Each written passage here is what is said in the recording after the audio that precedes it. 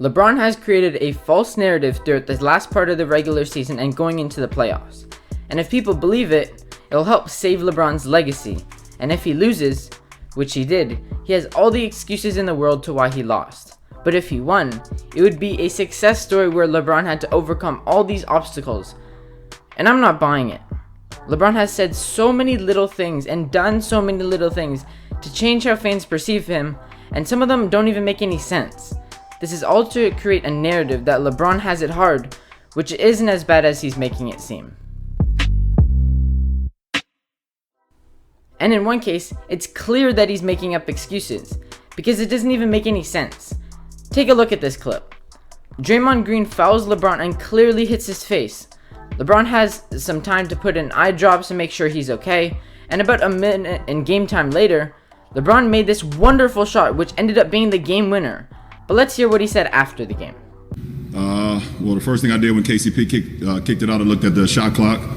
I saw it was I had to get it up, at least get up on the rim. Second thing I saw was 3 rims.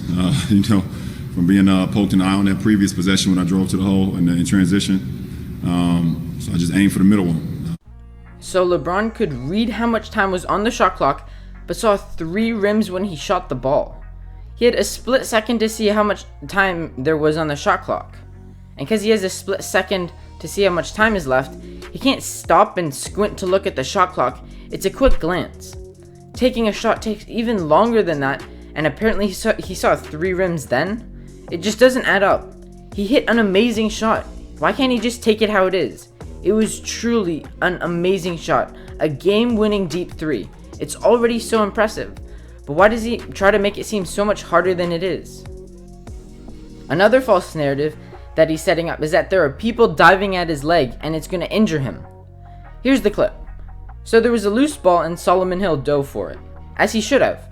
But let's hear what LeBron had to say in a press conference. It wasn't like a self-inflicted wound. It wasn't something that I could control. It's not like I wasn't putting in the work and then, my body failed me. I literally had a grown man diving at my leg for a loose ball, and here's the injury.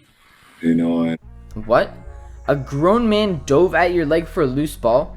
That's literally not true. He was diving at the loose ball, not your leg, to get the possession. He started diving for the ball before you planted that foot.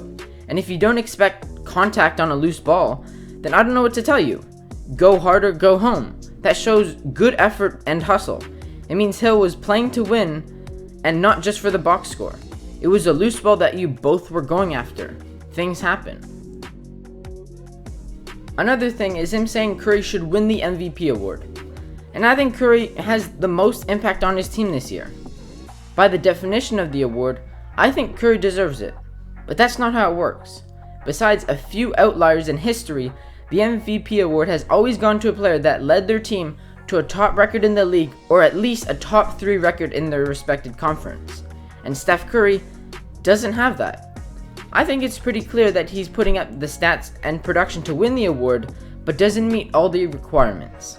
While there are other players like Nikola Jokic that check all the boxes. Just before the Lakers faced the Warriors in the play-in game, LeBron needed to say that Steph deserves the MVP. Now the narrative he set up is that he's facing the MVP in the play-in game. So if he lost, now the narrative is that he lost to the MVP, and if he won, he could say that he overcame the MVP and beat the best. He also said how he will never get back to 100%. He said this about 2 weeks before the playoffs, so that was the narrative going into the postseason. But 2 days before the play-in tournament, he said this. How'd you feel like overall you came through these 2 games physically, LeBron, with now 2 days ahead of the play-in? Pretty good. I mean, for where I am right now, after sitting out for, as long as I did. I mean, if you take away the 2 games that I played momentarily, but pretty good. Had a lot of explosion. Defensively, I was able to play the passing lane a few times tonight. Get out on the break, make some cuts, and get in the passing lane, get in transition. So came out pretty well. So he felt good, and he felt like he was able to do everything on both ends of the court. It doesn't make sense, Those two statements don't go together. With the history of LeBron, I'm sure he wouldn't hesitate to say he wasn't at his best.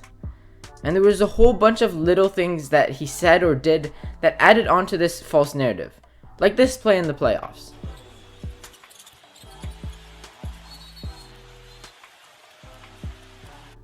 Chris Paul is doing his best to try to box out LeBron that's 9 inches taller than he is, and somehow LeBron ends up flying through the air with his arms having a seizure, and when he falls, he starts rolling on the ground. Come on, man. There's no way Chris Paul did that to you.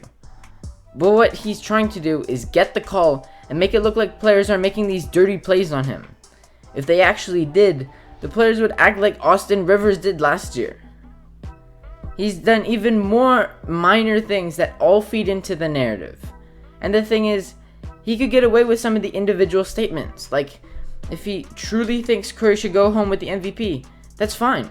But there's so many of these little things, and it can't be a coincidence. All these things can't be coincidences because there's even more things that I failed to mention yet. But there are also flat out lies that don't make sense.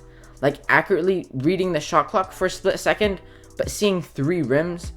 Or that players are diving at your leg. How could you think that? When you're telling lies, some things will just come out that don't make sense. And it doesn't make sense.